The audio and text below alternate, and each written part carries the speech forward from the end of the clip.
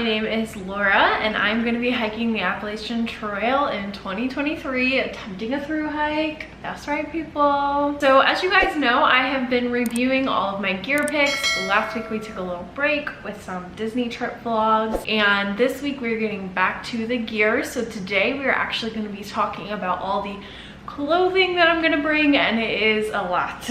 And of course, all the links will be in the description for all the clothing and things that I have bought, as long as I can find the links. Some of the things I bought a long time ago, so I'll try my best. They should be in the description. First thing we're gonna start off with is socks. It's a lot. So the first pair of socks I actually have are my Injinji toe liner socks. These socks together weigh 1 ounce. They are toe socks, so they have an individual toe hole for each toe. I have worn them quite a few times and they do help prevent blisters, so that is the point of wearing these. So these are gonna go under my actual socks to hopefully prevent blisters. That is my hope and dream, that I don't have blisters on the Appalachian Trail, which I know I probably will, but like maybe I'll be like the 1% of people that never get blisters. Like, fingers crossed, man. Next, I have a pair of Darn Tough Karoo socks. So these actually come up a little bit over my ankle. They have a cute little bear on them. They're very cute. So these are actually pretty cushiony and I like them. They weigh about 2.82 ounces together. So these are gonna be my hiking socks. And then I have another pair of Darn Tough that are the same, like cushion and all that. So these also weigh 2.82 ounces. And these are gonna be my backup socks. So I'm gonna be carrying 2 different pairs of hiking socks. So I'll be able to rotate if one gets wet. I'll have another pair to wear, because you don't want your feet to get wet on the Appalachian Trail, and it does rain a lot. So yeah, just trying to keep my feet dry. So in addition to those 3 pairs of socks already, yep, that's right, I have a toe liner sock and then 2 pairs of hiking socks. I'm bringing a 4th pair of socks. I know this might be overkill, but these are going to be solely for my sleep. I'm never going to wear them hiking. Fingers crossed I don't. I'm telling myself now, future Laura, do not wear these hiking. These are solely for sleeping. These are also Darn Tough socks. The next thing I'm going to talk about is my underwear. So I am bringing 3 pairs of ex officio underwear. They weigh 1.2 ounces each. So my hope is that I'll have like a pair to wear during the day, a pair to wear at night, and then a clean pair for the next day, and I'll be able to like rinse them out and then dry them throughout the day. Fingers crossed. I don't know. That's what I hear people do, so that's what I'm gonna do. So yeah, 3 pairs of underwear, ex officio, that's what we're going with. And staying on trend here, so we're talking about undergarments. I'm going to, for my bra, wear this yoga bra from Amazon. It weighs about 1.5 ounces, so it actually has like built-in padding inside of it, which is nice. And it's almost like a crop top, so I could wear it. My hopes and like my thoughts with this is that I'll be able to wear it during the summer months as just like a top, because my pants, and we'll get to that in a moment, my pants are high-waisted. So my hope is that I'll be able to wear this with like shorts, and it'll be almost like a top because it's a crop top more than just like a bra. So yeah, anywho, seems like a good idea. I've also worn it hiking, fits well, breathes well. This is what we're gonna go with for bra. So we left off on the bra. Let's go to tops now. Let's talk about all my top layers. So the first thing here is my base layer. So this is just an Amazon Essentials like dry fit t-shirt. I have this in like a million colors, so I'll probably not bring this blue one. I'll probably bring a different color. I actually have a tie-dye one that I'm thinking about bringing. So this shirt actually weighs 4.2 ounces, and so I'm gonna carry this with me, and I'm presuming I'm gonna start off with hiking with this when I leave. I don't plan on bringing a long sleeve dry fit shirt or anything like that. Again, like I said, I may change my mind closer we get to actually hiking the trail, but for now I'm going with a short sleeve Amazon dry fit shirt. All right, so the next thing is my mid layer.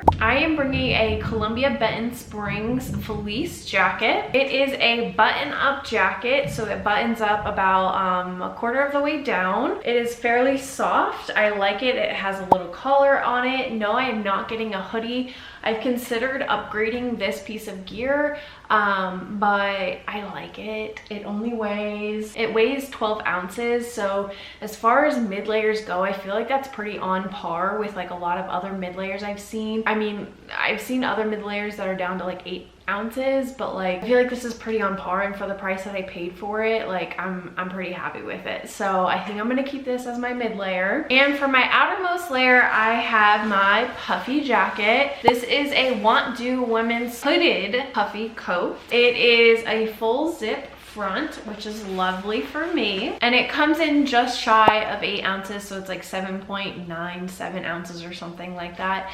So it's fairly lightweight for a puffy, pretty on par with what I've seen with like more expensive branded ones. So I'm going with this puffy jacket. I did get it off of Amazon. I have used it up on the Appalachian Trail when it was in like the 40s, 30 degrees I think it got in at nighttime. So I've used it, it worked well for me, so I'm gonna keep using it. I do think I'm gonna keep my puffy, believe it or not, for the whole trail. I used it when I went up in the summer months for my section hike in July. Ooh-wee. It is thundering. Definitely subscribe to see if I keep this puffy coat, because that's like the biggest mystery and everyone wants to see that, right? Let's move on to the bottom layers. So while I do feel comfortable enough to start the trail with a short sleeve shirt, I do not feel comfortable just starting with shorts. So I am bringing a pair of Gymshark leggings to start the trail with. They weigh 7.8 ounces, and they are full length leggings. They are not lined or anything. I have worn these in 40-degree hiking weather and they were warm. So I can only imagine if it's even colder than that. I feel like they'll work out well for me, because if I was warm in 40 degrees hiking and wearing these, I should be good any other time. I mean, obviously within reason. I mean, if it gets down to like 10 degrees, this is not gonna cut it, but you know. So I will be starting with these on the trail, but I will also be starting with some shorts. So these are the Nike Dry Fit Attack 2.0 shorts. They weigh 3.8 ounces, so they are very, very, very lightweight dry fit shorts. Again, I've worn these in the summer months hiking on the Appalachian Trail. I wore a different color, so I got black because I felt like it would show less dirt than the gray ones did. But I've worn these, they worked well for me on the trail, so I just got a new color and that's what we're going with. So I will be starting the trail with both shorts and leggings. You know, you never know what kind of weather you're gonna get when you first start off on the trail, so I wanna be prepared and have both. So that covers kind of like my hiking clothes, all of my actual clothes I'll be wearing day in and day out. So let's move on to kind of like foot gear, shoes, and what I'm bringing for that. So shoes have been a pretty big debate for me, and I'm not really quite sure on the shoes part yet. Right now I'm going to be hiking in the Ultra Lone Peak 4.5. I am a size 10 in women, so I do have a fairly big foot. So I weighed these and they weigh about 8.7 ounces, so just over half a pound. So, you know, big feet, it does cost you in some weight here, but I mean, at least I'm not gonna be carrying these. I'll be wearing these on my feet. Currently right now, these shoes have about 100 miles on them, and I know, like I said, I'm pretty far out from my hike, so I know I'm gonna be doing more shakedown hikes and things like that. So probably I'm gonna be closer to like 200 miles on these, maybe 150, 200 by the time I actually start the trail. So far these worked well for me. The next pair of shoes that I am bringing, yes, I am bringing 2 pairs of shoes, are camp shoes. I am bringing Crocs with me. These Crocs weigh in at about 12.4 ounces. Yes, they are heavier than the Walmart brand and they are more expensive than the Walmart brand. I, however, had already had these when I learned about the Walmart brand. So, you know, it was either I go out and buy the Walmart brand just so I can save a couple ounces, or I just use these and suck it up. So if you are new into hiking and you want to look at Crocs for camp shoes or for water crossings, definitely get the off-brand ones from Walmart. I think they save you a couple ounces and they're way, way, way cheaper than real Crocs. But anywho, these will be my camp shoes. They'll be great for water crossings as well. Very excited about these. I loved these when I went on my section hike. It was so nice to take my feet out of my actual like hiking shoes and just have something else to walk around in. And I'm sure when water crossings come up, these will be lovely as well. So Crocs for the win. The next little section we're going to talk about is kind of like some miscellaneous like accessories type of things that I'm going to be bringing with me. So the first, I am starting when it's cold, so I am bringing gloves with me. These are just Cheapo Depot gloves I got off of Amazon. They weigh about 2.1 ounces and they are water resistant. They do have the tech fingers on the thumb and the pointer finger, so that is nice, so I don't have to like take my hands out of the gloves to use my phone or something like that. I have used these gloves when I went out on a section hike in March of the Appalachian Trail. I didn't use them the days when it was sunny because it was warm enough, but the day that it rained, I used them. And boy, oh boy, do I tell you, they got wet. They did get wet, and my hands were wet and everything. But when I tell you the difference between having these on my hands versus having my hands just like free, nothing on them, it was a big difference. I had my hands in these gloves and they were cold, but like not like cold. And we had been hiking probably for like maybe an hour and a half, 2 hours. And I took them off because I was like, they're soaked through, whatever, they're not doing anything for me. I left them off for 5 minutes and my hand felt like it was frozen. So I put them back on and they felt warmer. So yes, they are not waterproof. They are water resistant, but they do add like a insulating layer, I guess. So I'm definitely bringing these with me. I enjoy them and I will have the link for them down below. So next, let's talk about like headgear stuff. So I will be bringing a hat. Obviously it will be sunny, so I am gonna bring my visor. If you guys followed my second channel, then you know I enjoyed hiking with this. This visor weighs 1.8 ounces and it is from Nike, as you guys can see. I debated whether I wanted to bring a hat instead of a visor. The pros to a hat is that it provides more coverage for my scalp. So like right now I have my hair like in a part, and like that would probably get burnt if I left it out like that all day. But if I had a hat on, it would be fine. A visor allows me to put my hair in a bun on the top of my head, and I like that option.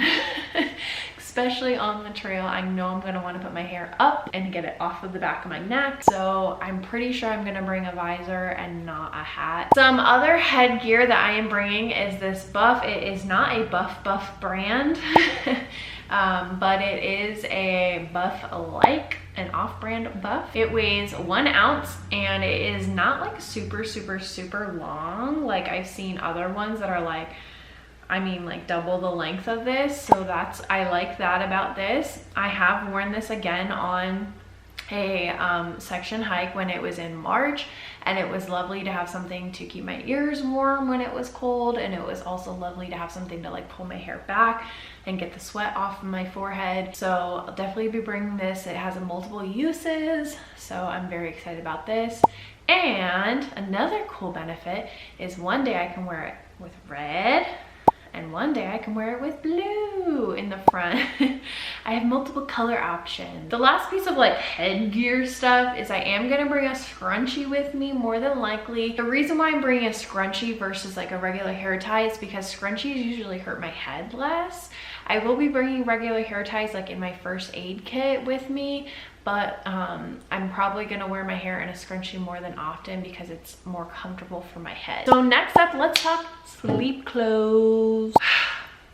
I'm warning you right now, these sleep clothes are not ultralight. They're not even lightweight. These sleep clothes are heavy.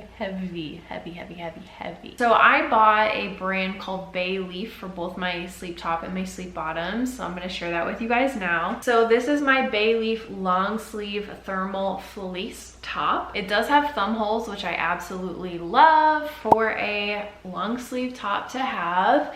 It is so soft on the inside, but it does weigh 9.9 ounces. So it is very heavy, over half a pound for a shirt that I'm only going to be sleeping in, so I'm going to be carrying it all the time. Now here's where my base weight really gets killed, is by my sleep pants. So I bought Bay Leaf fleece lined leggings. They are wide on the bottom and they do have a drawstring on the bottom, so if I wanted to like cinch them in, I could, and I can also cinch them like up, so if I wanted to like pull them up, like if it's raining at night and I need to like walk to the privy or something, I can do that. But these guys, gosh, I'm embarrassed to even say it, they weigh 16.7 ounces. They weigh over a pound. Over a pound. For my sleep pants. It's ridiculous. But honestly, and I debated getting different sleep pants because they're so heavy, but they're so comfortable. And I know they're gonna keep me so warm. And they're tall length, and you guys know I'm 5'11", so it's nice to have something that's tall length, so it's really long. And then, like I said, when it is raining and I need to go like to the privy or something, and like and it's raining and I don't want my pants dragging on the ground, I can cinch them at the bottom. They have a nice little cinch, and I can pull them up so that way they don't get wet. from the ground, so that's lovely. Ouch, that really hurt my base weight. I know those things are really heavy. In the summer, I'll probably switch those out more than likely because they are fleece lined, so I'll probably take out a big chunk of weight right there, like 1.5 pounds of weight. I've really debated to like switching those out and upgrading them for like the merino smart wool ones that everyone has, but I just don't want to spend the money on clothes that I'm gonna sleep in, and just to like save maybe like 1/2 pound, like I don't want to do that. So all right, next up, let's talk about rain gear. So I am going with the classic Frog Togs rain gear. I did not get the cheapest version of the rain gear. I got a different version because they didn't have my size at Walmart when I went to go get them, so I ordered them online. It was a little bit more of an expensive one, but like not too bad. I think they were like 40 bucks or something like that. But anywho, so I got the standard all classic pro rain suit. So this included my rain jacket that's hooded, it zips up, it cinches around my wrist, which was very important. It also has a drawstring at the bottom, which was also very important. So I got the rain coat for Frog Togs. Yes, I am bringing rain pants. It is like a stretchy material and a drawstring at the top, which is nice. So if like, you know, I lose a bunch of weight when I'm out on trail, I can cinch her down. The bottom of these rain pants do have like a little Velcro thing, so I can take my shoes off without, or take my pants off without having to take my shoes off. And I can also cinch them so that way less water like sprays up into them when I'm walking, so that's lovely. Altogether, this rain suit weighs 14.2 ounces, so very lightweight for rain pants and a rain suit. For the cost that they are. Now, I could have probably gotten ones that are lighter than that from another website that is way more expensive, but for the price, that's like about as light as you can get. And if I end up losing any of that rain gear, I don't mind because it was so much cheaper than like an expensive one, so it's all good. Now, I know this next piece of gear isn't really clothing, but I did want to talk about it since it does fit into the rain situation. I am bringing a yellow rain pack cover to go over my backpack when I am hiking. It was 3.1 ounces and it was free to me because it actually came with my old backpack. If you watch my backpack video, then you know that I originally had a Teton backpack and it came with a pack cover that was detachable, so I'm just gonna bring that with me. And the very last thing for this clothes video is what am I carrying all these clothes in when I'm not using them? That is gonna be this yellow Outdoor Research dry bag. It comes in at about 0.09 of a pound, so 9/100 of a pound is not bad at all. It was very cheap. It came in a pack of 3 dry bags. I'm actually using another one of the dry bags for something else in my storage system. This is fairly lightweight for a dry bag that's not like a Dyneema bag. I've used it for all my clothes in the past and it's worked well for me, so I'm just gonna keep using it. So as you can see, I have a lot of clothes I am planning on bringing with me to the Appalachian Trail, whether I am hiking in them, sleeping in them, or just carrying them as extra accessories that I may use or may not use throughout the days. And with all this being said, I did mention this earlier, a lot of this gear may switch out over the summer months. I may drop some of it, I may ship it, bump it forward ahead on the trail a few hundred miles. I don't know, we'll have to see. But like I said, if you do have any of these gear items and you have used them on the Appalachian Trail, or you have something that you think would be awesome, definitely feel free to leave it down in the comments below. I love chatting with you guys in the comments and finding out all the tips and tricks and suggestions that you guys have. Like, I'm just sharing, I'm a newbie. I haven't even hiked more than 40 miles on the Appalachian Trail. The furthest I've gone is to Neal's Gap. So I am open to all the tips and tricks and suggestions that you guys have. I'm just sharing what I'm planning on bringing with me as a newbie, and we'll see how my opinions change as I start to go actually hike the trail. So next week's video, I'm gonna be talking about all the technology that I'm bringing with me on trail. Technology and hiking, that sounds a little weird, but yes, I am bringing some tech items with me on the trail. am vlogging, so we'll talk about that. So if you don't want to miss that video, definitely subscribe so you can see that video, you can watch it, and maybe catch up on any other videos you have missed. But anywho, that's gonna be it for today's video, and I will see you guys next week with all my technology. Bye.